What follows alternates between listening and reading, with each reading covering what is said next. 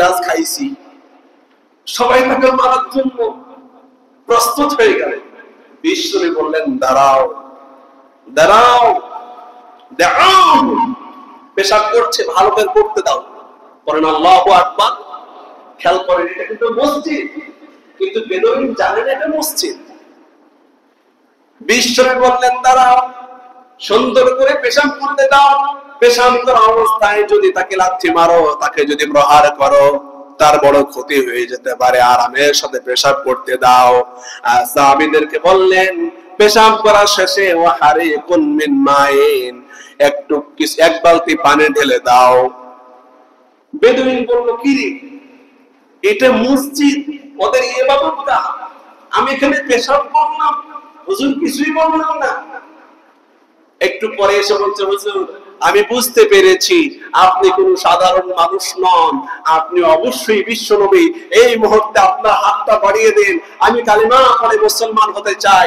সবাইকে বিশ্বনবী সাল্লাল্লাহু আলাইহি সাল্লাম বললেন, দেখো আমার একটা ভালো আচরণের কারণে এই লোকটা সবার সামনে পড়তেছে লা ইলাহা ইল্লাল্লাহ মুহাম্মাদুর রাসূলুল্লাহ সাল্লাল্লাহু আলাইহি ওয়াসাল্লাম। এ হলো আমার আপনার নবী বিশ্বনবী। আপনি হলে কি করতেন? একজন হিন্দু আপনার সামনে মসজিদে মুতলে কি করতেন, পেশাব করলে কি করতেন? কিন্তু আমার রাসূল কি করেছেন? এ হলো আমার আপনার রাসূলের চরিত্র, আদর্শ। বিশ্বনবী সাল্লাল্লাহু আলাইহি সাল্লাম সবাইকে লক্ষ্য করে বলতেন, প্রায় সময়, আমার সাহাবীরা তোমরা খবরদার দুইটি কথা ভুলে যাবে না। ফাইন্নামা বুইসতু মুয়াসসিরিন ওয়া লান তুবআসু মুআসসিরিন। ও সাহাবীরা, তোমরা দুইটি কথা কোনোদিন ভুলে যাবে না। আল্লাহ রাব্বুল আলামিন মুসলমানদেরকে সহনশীল করে পাঠিয়েছেন, কঠোর করে পাঠান নাই।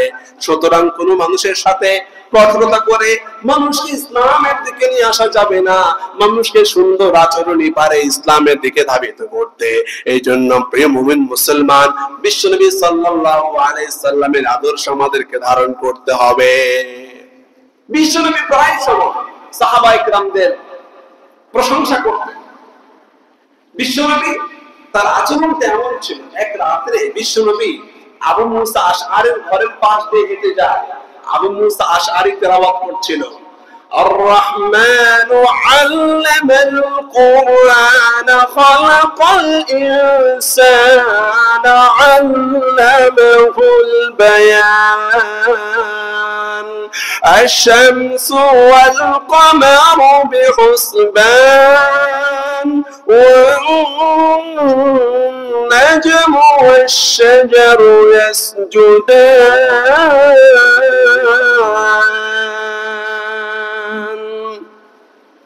আবু মুসা আশআরী তিনি তো রাতে তেলাওয়াত করছেন এভাবে সূরা রহমান। হুজুর ফজর পরে বললেন, আবু মুসা তোমার কণ্ঠ এত সুন্দর, দাউদ আলাইহিস সালামের যে কণ্ঠ ছিল, আল্লাহ পাক তোমার কণ্ঠের মধ্যে দাউদের কণ্ঠ ঢুকিয়ে দিয়েছে। পড়েন আল্লাহু আকবার। বিশ্বনবী প্রশংসা করতেন, মানুষকে উৎসাহিত করতেন। আবার বিশ্বনবী কখনো মাঝে মাঝে রসিকতা করতেন। এক সাহাবী বিশ্বনবীকে বলছেন, হুজুর আমি গরীব মানুষ, তো হুজুর অনেক দূর আমাকে সফর করতে হয়, অনেক দূর হেঁটে হেঁটে কষ্ট করে মরুভূমিতে আমাকে পায়চারি করতে হয়। হুজুর যদি একটা বহনের জন্য, বিভিন্ন জায়গায় যাওয়ার জন্য একটা যদি উট দিতেন অনেক খুশি হতাম। হুজুর বলছেন, যাও সাহাবী হেরে একটা উটে বাচ্চা দিয়ে দাও। বলেন আল্লাহু আকবার। সাহাবী বলছে, হুজুর আপনার কাছে চাইলাম কি, আপনি দিলেন কি? আমি চাইলাম যে উট দিয়ে বিভিন্ন জায়গায় আমি দৌড়াতে পারবো, আর আপনি আমাকে উটের বাচ্চা দিচ্ছেন। হুজুর বলছেন, সাহাবী যত উট পৃথিবীতে মানুষকে বহন করে নিয়ে যায় সবগুলো উটের বাচ্চা। বলেন আল্লাহু আকবার। বিশ্বনবী সঠিক সত্য রসিকতা মাঝে মাঝে করতেন। শুধু তাই না, বিশ্বনবী সাল্লাল্লাহু আলাইহি সাল্লাম তিনি এত বড় সুপার পাওয়ার মানুষ, আল্লাহর পর বিশ্বনবীর চাইতে শ্রেষ্ঠ ব্যক্তি আকাশের জমিনে কেউ কি আছে? এই আওয়াজ মানি না, কেউ কি আছে? আলেমদেরকে সেলুট জানাই, আলেমদেরকে সেলুট জানাই, বাংলাদেশের আলেমদেরকে, বিশেষ করে আস-সুন্নাহ ফাউন্ডেশনের চেয়ারম্যান শেখ আহমদুল্লাহ হুজুরকে, যিনি মানুষের সাথে যারা পানিবন্দী অবস্থায় ছিল, কমর পর্যন্ত গলা পর্যন্ত পানিতে ডুবে মানুষের পাশে দাঁড়িয়ে শ্রমিকের মতো কাজ করেছে। আল্লাহ যেন এই সমস্ত ইসলামের নক্ষত্রকে ইসলামের জন্য কবুল করেন। আসতে বলেন কেন আমিন। এই আচরণটা বিশ্বনবী থেকে নেওয়া।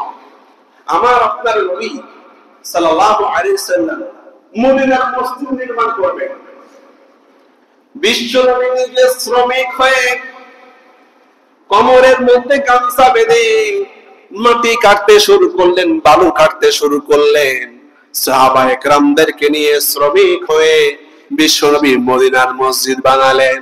শুধু তাই না, যে সময় মদিনাকে আক্রমণ করার জন্য কুরাইশরা বিশ্বনবীকে আক্রমণ করার জন্য, মদিনা রাষ্ট্রকে ধ্বংস করার জন্য আসলো, বিশ্বনবী পেটে পাথর বেঁধে সাহাবায়ে কেরামদের সাথে মদিনাকে রক্ষা করার জন্য পরীক্ষা খরণ করলেন। আমার প্রিয় বন্ধুগণ, ইসলামের সাথে, কোরআনের সাথে, মানুষের সাথে মিলে কাজ করতে হয়, শ্রমিকের মতো শ্রমিক হতে হয়। এই বাংলাদেশের মালিক আপনারা, ভালো করে বুঝুন, এই বাংলাদেশের মালিক আপনারা। আপনাদের কাছে আল্লাহ পাক বাংলাদেশের ভূখণ্ডকে আমানত দিয়েছেন। এই বাংলাদেশকে সোনার বাংলাদেশ করার জন্য আপনাদেরকে শ্রমিকের মতো ভূমিকা পালন করে কাজ করতে হবে। সবাই কি রাজি আছেন? সবাই কি রাজি আছেন? প্রিয় বন্ধুগণ আমার, এদেশ আমাদের, এদেশ আছে বলে স্বাধীন অবস্থায় আল্লাহর সেজদা দিতে পারছেন। যদি স্বাধীন না থাকতো আপনি পারতেন না সেজদা দিতে।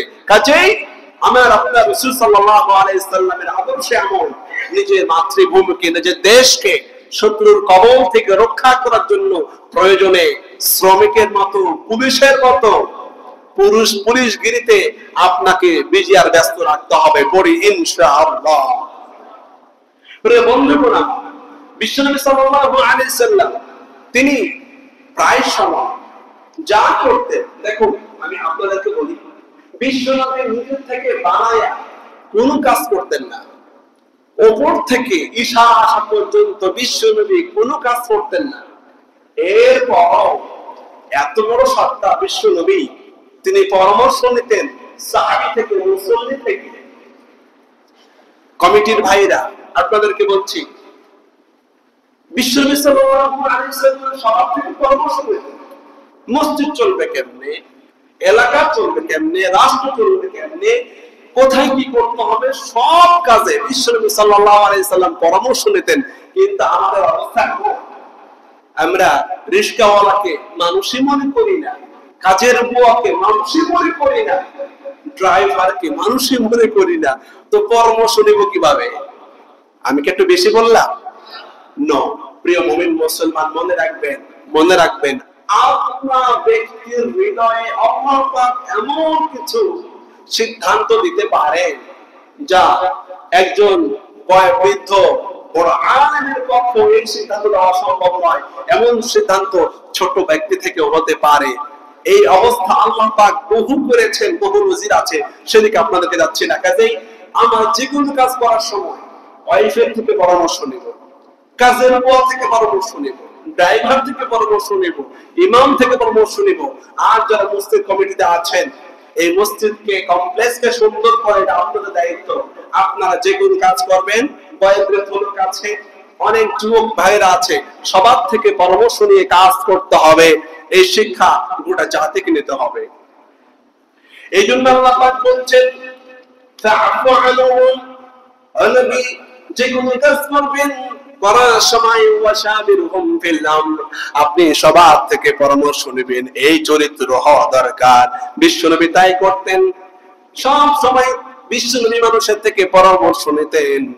ও ভাইরা আমার, এবার আপনাদেরকে বলতে চাই, কর্মচারীর সাথে, স্টাফের সাথে বিশ্বনবীর আচরণ কেমন ছিল।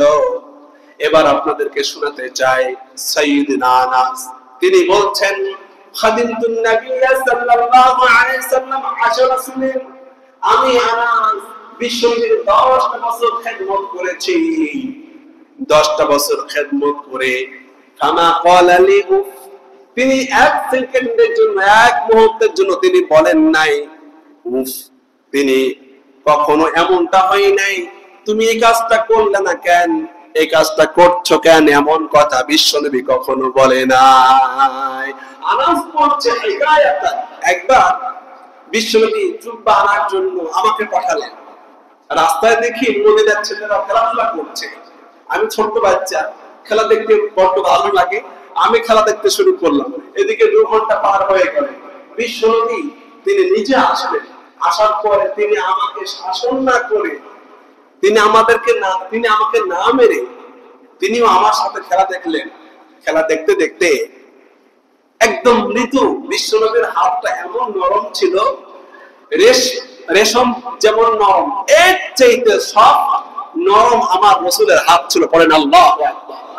আমার রাসূল আস্তে করে হাতটা যখন তার পিঠের মধ্যে লাগিয়েছে, আনাস তখন পিছন দিকে যখন ফিরে দেখলেন, ফানাযারা ইলা রাসূলিল্লাহ, দেখলেন যে বিশ্বনবী তাকে মারলেন না, ধমক দিলেন না, মুচকি একটা হাসি মেরে সংশোধন করে দিলেন। পড়েন সুবহানাল্লাহ। এগুলো আপনারা রাসূল চলুন। আর ড্রাইভার কিন্তু বলেন ড্রাইভার যা বাজার করে নিয়ে আয়, আমাদের অবস্থা এমন। সে যদি অন্য কাজ করতে শুরু করে, একটু দেরি হয়ে যায়, আপনি না হুজুর, আপনি না বড় হাজী সাহেব, আপনি কি করতেন? বেটা বেয়াদব, তোরে বললাম আমি বাজার আনতে, এত দেরি হলো কেন? তো কুষ্টি সহ ধার করে ছাড়বো। এই ধরনের কথা বলার মতো মানুষ আমাদের সমাজে নাই। অথচ মুসলিম কমিউনিটি আজই আমরা কি মুসলমান, অথচ আমার রাসূলের আদর্শ আমাদের মাঝে নাই। একটু চিন্তা করেন, বিশ্বনবী একটু মানলেন না, ধমক দিলেন না। আনাস বলছেন আমি তাকিয়ে দেখলাম বিশ্বনবী মুচকি হাসির ঝলক মেরে আমাকে সাবধান করে দিল। পড়েন আল্লাহু আকবার। এবং আমার আপনার রাসূল, আহা পৃথিবীবাসী, এই জন্য আল্লাহ পাক বলছেন লাকাদ কানা লাকুম ফি রাসূলিল্লাহ। আমাদের আচরণ কেমন? আহা, আমি একটা কথা দুঃখের সাথে বলছি, আপনারা কি কষ্ট পাবেন না তো? বলবো। আমাকে অনেক ভাই অবজেকশন দিচ্ছে যে হুজুর আপনি যখন জুমার দিন ওয়াজ করেন, অনেক মানুষ পিছে আসে, অনেক পরে আসে, মানুষের পা ডেঙ্গে মানুষকে লাথি মেরে সামনে চলে আসে। আমার ভাইয়েরা, আমার আপনার রাসূলের আদর্শ ছিল এমন, কোন মুসলমানকে কষ্ট দেওয়া এটা সুন্নত না মুস্তাহাব? মুসলমানকে কষ্ট দেওয়া যাবে? মসজিদের মধ্যে যাবে? প্রিয় বন্ধুরা, যারা এই কাজটা করি, আল্লাহর রাস্তে বলছি, খবরদার। পরে আসছেন তাতে কি হয়েছে? দ্বিতীয় তলায় জায়গা আছে, জানেন না ভাই? একটা হাদিস আপনাদেরকে শুনিয়েছিলাম আজ থেকে মনে হয় কয়েক মাস আগে।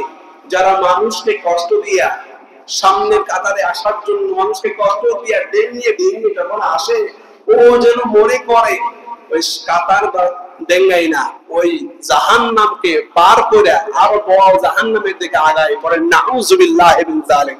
খবরদার, মানুষকে কষ্ট দেওয়া যাবে না। প্রিয় বন্ধুগণ, আমার রাসূল সাল্লাল্লাহু আলাইহি ওয়াসাল্লাম তিনি স্ত্রীদের সাথে কি সুন্দর আচরণ করতেন। আমি সব কথা বলতে পারবো না আপনাদেরকে, শুধু এতটুকু বলতে চাই, বিশ্বনবী সাল্লাল্লাহু আলাইহি ওয়াসাল্লাম কখনো স্ত্রীদেরকে মারতেন না। কিন্তু আমরা কি করি? তরকারিতে যদি একটু লবণ বেশি হয়ে যায়, যদি একটু কম হয়ে যায়, সেদিন স্ত্রীর খবর হয়ে যায়, ওয়াইফদের খবর হয়ে যায়। এমন রিপোর্ট আছে আমার কাছে, স্ত্রী রান্না করার সময় লবণ বেশি হয়ে গেছে, খেতে স্বাদ হয় নাই, বাংলার জমিনের কথা বলছি, স্ত্রীকে পুরাই হত্যা করছে। নাউজুবিল্লাহ করতে পারলেন না? স্ত্রীকে মেরে ফেলছে। আমরা নাকি মুসলমান? কি আদর্শ আমাদের! প্রিয় বন্ধুগণ আমার, বহির রাষ্ট্রে আমি যখন যাই, ড্রাইভারদেরকে দেখি যখন যাওয়ার সময় কোন প্রাণী গাড়ির সামনে পড়ে ব্রেক করে দেয়, ওয়াইড করে, প্রাণী হত্যা করে না, মানুষ মারে না। আর আমরা দেখি বাংলাদেশে মানুষকে পাখির মতো বিনা কারণে বিচার বহির্ভূত অবস্থায় গুলি করে হত্যা করা হয়। এ হলো আমরা মুসলমান, এটা আমাদের আদর্শ, এমন হয়ে পড়ছে। এটা কোন আদর্শ? প্রিয় মুমিন মুসলমান, আমার রাসূল সাল্লাল্লাহু আলাইহি সাল্লাম তিনি সব সময়ের জন্য আমাদের জন্য মডেল। আমার আপনার রাসূল সাল্লাল্লাহু আলাইহি সাল্লাম তিনি প্রতিবেশীর সাথে কেমন আচরণ করতেন? হুজুর বলতেন, এই তুমি কি আল্লাহকে বিশ্বাস করো? হ্যাঁ, আমি তো আল্লাহকে বিশ্বাস করি। তুমি কি করছো? লা ইলাহা ইল্লাল্লাহ মুহাম্মাদুর রাসূলুল্লাহ, আল্লাহকে না দেখে বিশ্বাস করছো? হুজুর বলছেন না, তুমি যদি সত্যি সত্যি আল্লাহকে বিশ্বাস করো আর আখিরাত আছে বলে তুমি মনে করো, প্রতিবেশীর হক তুমি আদায় করবে। আবিজারকে বলছেন, আবিজার তুমি যখন ঝোলওয়ালা তরকারি রান্না করবে, বেশি থেকে বেশি পানি দিয়ে দিবা, যাতে করে কিছু ঝোল প্রতিবেশীর সাথে শেয়ার করা যায়। এগুলো আমার আপনার রাসূলের আদর্শ। প্রিয় মুমিন মুসলমানেরা, অথচ আমাদের অবস্থা, পাশের ফ্ল্যাটের মানুষ অসুস্থ, দ্বিতীয় তলার মানুষ, নিচতলার মানুষের কোনো খবর নেই, এমন রিপোর্ট আছে। আমি আমার বাস্তবতা বলছি, যখন মিরপুর কেন্দ্রীয় মসজিদের খতিব ছিলাম মিরপুর, সেখানে তৃতীয় তলার মানুষ মারা গিয়েছে ঠিক 10টার সময়, রাত ফজর হয়ে যাচ্ছে। লাশ একটু খোঁজ খবর নেবে, একটু নিচে নামাবে, একটু ধোয়া গোসল করবে, এমন মানুষ পাওয়া যায় না। নিচতলার মানুষ জানেই না। এ হলো আমাদের অবস্থা। কথা বলেন ঠিক না ঠিক? প্রিয় মুমিন মুসলমান, এটা কেমন আচরণ আমাদের প্রতিবেশী? অথচ আমার রাসূল বলছেন, হাজী হতে পারো, গাজী হতে পারো, মওলানা, মুফতি আর খতিব সাহেব হতে পারো, যদি প্রতিবেশীর হক আদায় না করো, আমার রাসূল বলছেন, ফালাইসা মিন্না, তুমি আমার উম্মতি না। নাউযু বিল্লাহি মিন যালিক, ফালাইসাল মুমিন, সে ব্যক্তি মুমিনই না। প্রিয় বন্ধুগণ, আমার প্রতিবেশীর সাথে সুসম্পর্ক বজায় রাখার চেষ্টা করব তো ইনশাআল্লাহ। যেরকম ইনশাআল্লাহ। সময় মুর্শিদ আল্লাহ হয়ে যাচ্ছে, আর বাড়াতে পারলাম না। যা কিছু বললাম, আল্লাহ পাক যেন সকলকে আমল করার তৌফিক নসিব করেন। পড়েন আমিন। মেহেরবানি করে সুন্নাহ পড়ে নিন।